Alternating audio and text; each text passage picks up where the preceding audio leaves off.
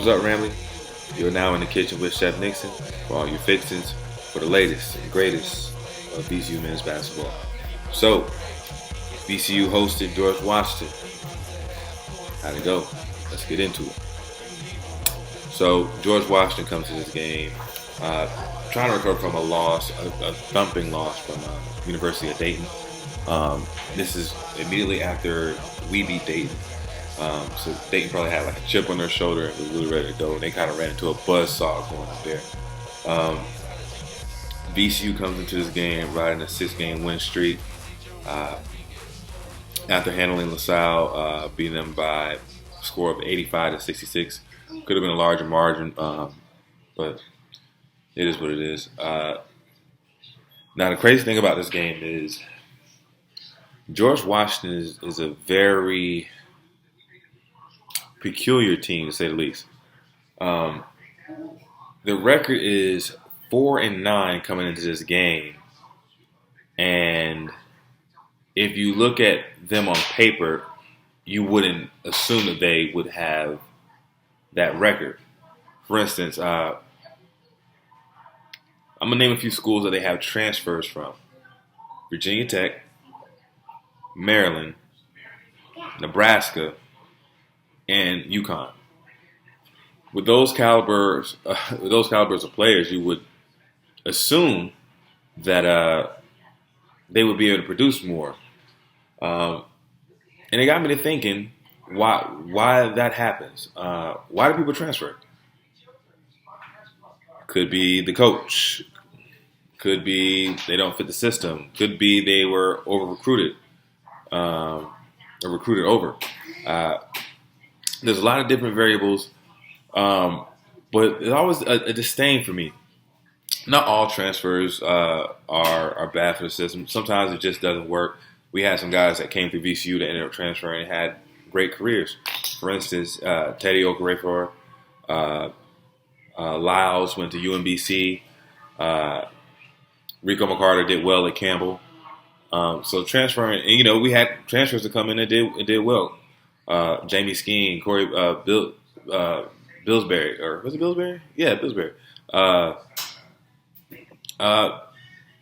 CD4, not too long ago, transferred in. So we had successful transfer, but I'm always kind of worried about transfer because what causes people to transfer sometimes is self-inflicted. And then when they get to different schools, sometimes guys think they're better than what they are. Sometimes guys are entitled, and I think they should be getting more playing time than the guys that are already there without putting the work in.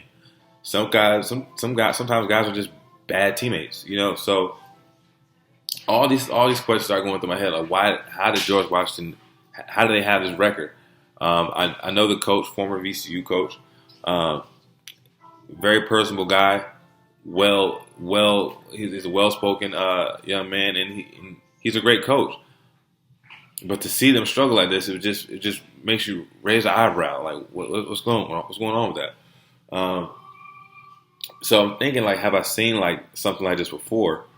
And the first school that came to my head was Georgia State. Now, for the real VCU fans, well, let me not say real VCU fans, because we have real fans that maybe just weren't around at that point in time. But let's go back to the OG VCU fans who were around when VCU was still in the CAA. We played Georgia State regularly. They were in our conference. And every year, Georgia State was one of these schools that happened to get all these highly recruited transfers to come in and play. So much so that when you hear all about all the different guys they would get, you would kind of feel like, oh, wow, maybe they're going to step up and really bring it this year. And for whatever reason, they would start out hot and then they would just simmer down. Now, there have been times where we lost to them, but even when we did lose to them, it was more so us playing bad, more so than them playing well. And they never were at the top of the conference. They always were like a 500 team, and I never really could figure out why that is. But what I will say, it probably has a lot to do with chemistry. Basketball is not a sport like boxing or tennis or golf, where it's just you and you just go out there and perform for yourself. But no, it's a chemistry thing. You got to have chemistry with your teammates. And from the tip of this game, you could tell that VCU's chemistry was way beyond that of George Washington. The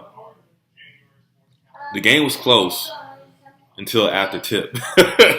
The chemistry of VCU was on display immediately. I hate to keep giving this guy so much praise, but since Ace Baldwin came back, the offensive efficiency has picked up tremendously. And I don't think that is just, it's just when you put the head back on the snake, it can function a lot better. It has direction, and leadership. Jay Nunn is a great young player, but he's more of a scoring point guard than he is of a distributing old-fashioned point guard. And Ace is one of those guys who's tough. He's a dog. He looks to pass. He looks to get people involved. He knows where guys need to be. So those type of things make a huge difference.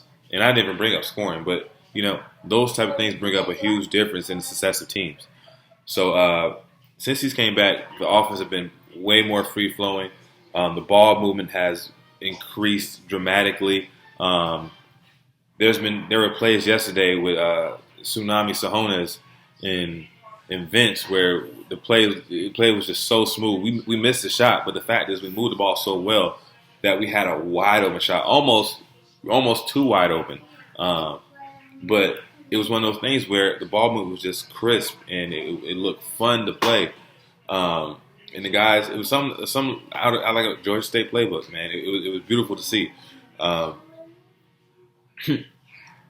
So let's get in a little more depth into the game.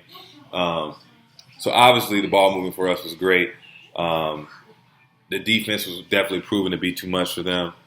And then on top of that, we dominated them on the boards. We out-rebounded them by 18 rebounds. And VCU is a good rebounding team. We're pretty competitive on the rebound. But to get out-rebounded by us by 18 it says a lot. And then also when you look at the assists, we had 11 more assists than they had. And again, I think they have a bunch of talented guys, but playing together doesn't seem to be their strong suit. Now, when you look at it, and I did the comparison side by sides of the box score for the team, the stats are really close. If I can pull them up,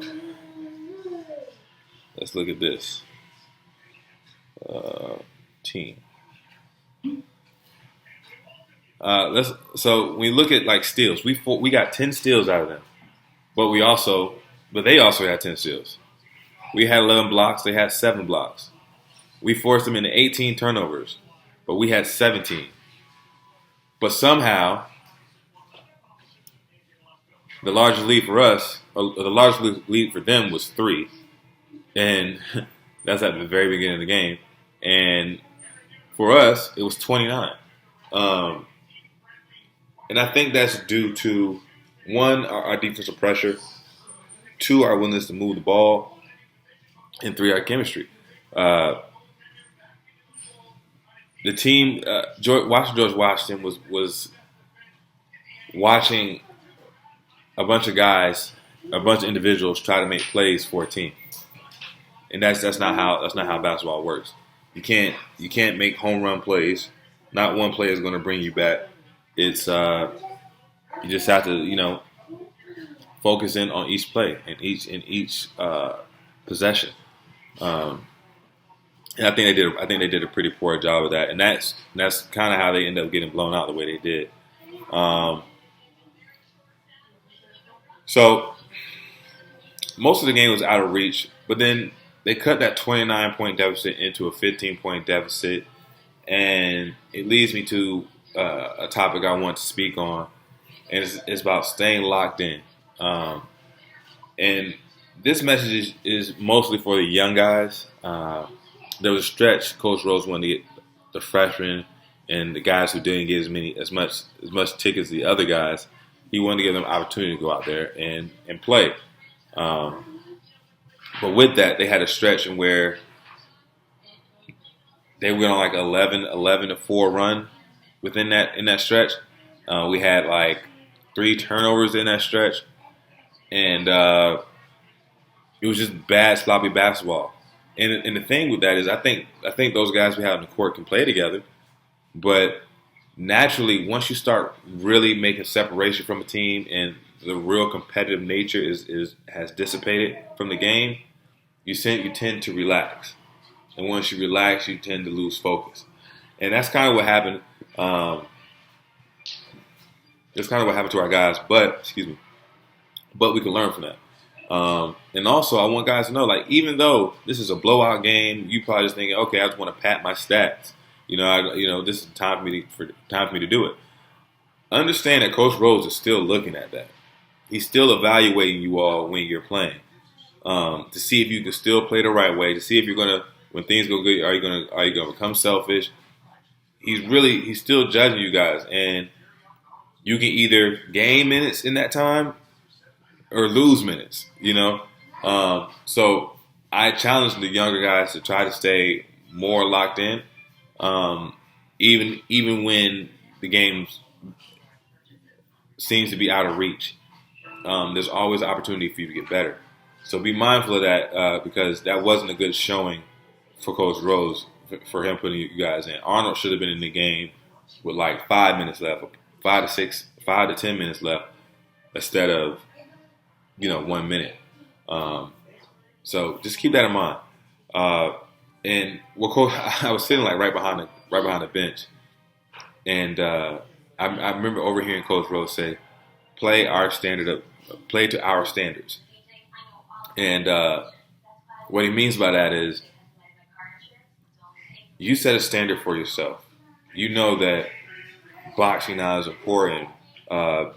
Being on a rope on defense is important. Making the extra pass is important. Stepping in for the charge. Setting a good pick. Sprinting to my spot. All these things are a part of our standard, which is high. When you're playing a team and they have lower standards, you cannot lower your standards to their level, no matter what.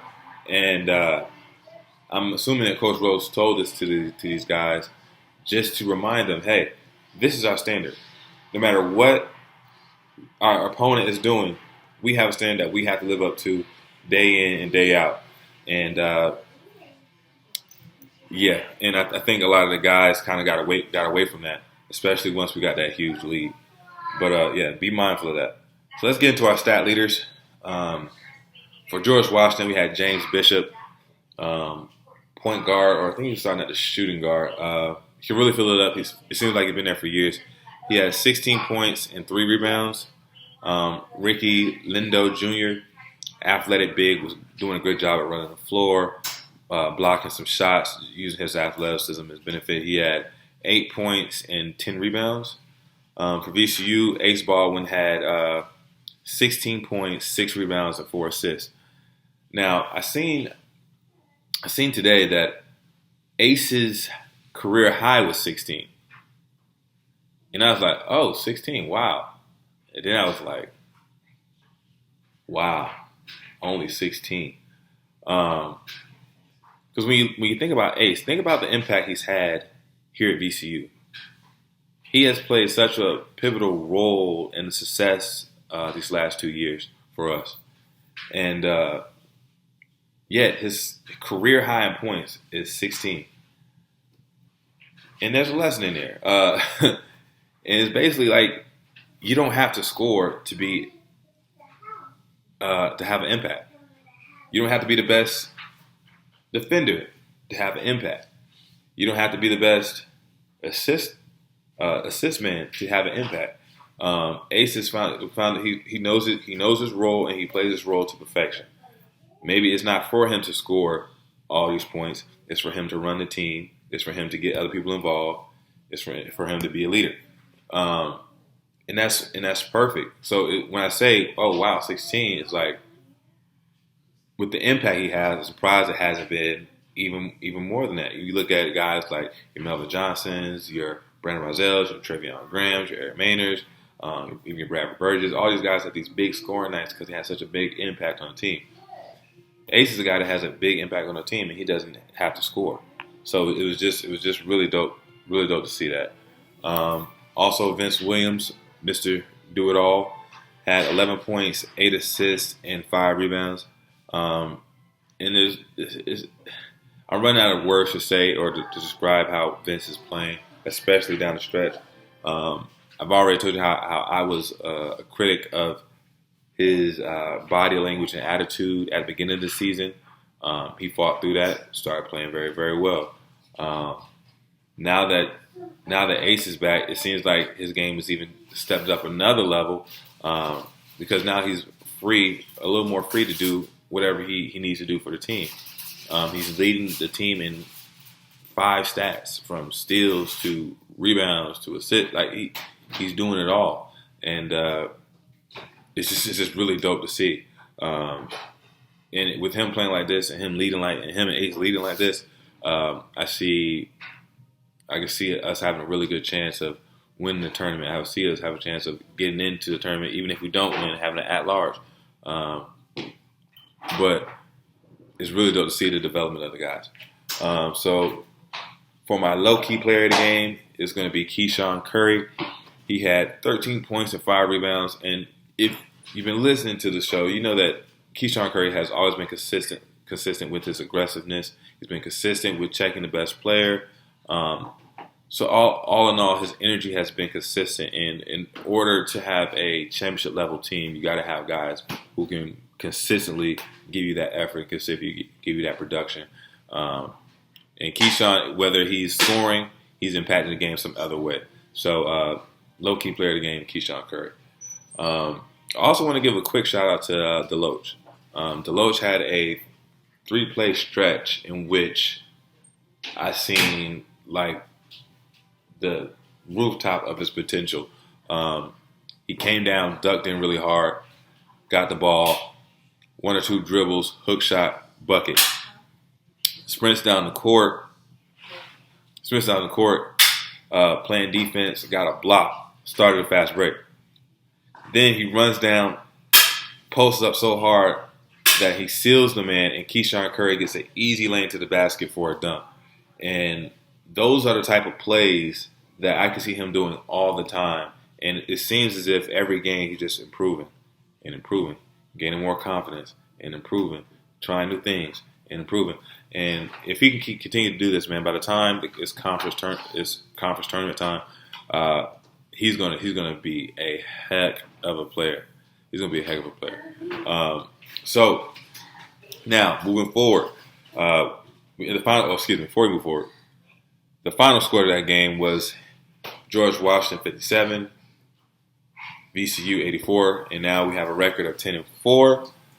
And next on the schedule, we have St. Bonaventure at St. Bonaventure, who has a record of 9-3. This is going to be a rivalry game, and in my opinion, I think that this is going to be a game that we can send a message to the whole conference to let them know that we're for real. I know that people think we're competitive, but I don't think we're getting that respect that we deserve just yet. And beating St. Bonaventure will gain that. So I'm excited for the game. And just like I always say, everybody put your seatbelt on, get ready for the ride. So until next time, much love. Peace.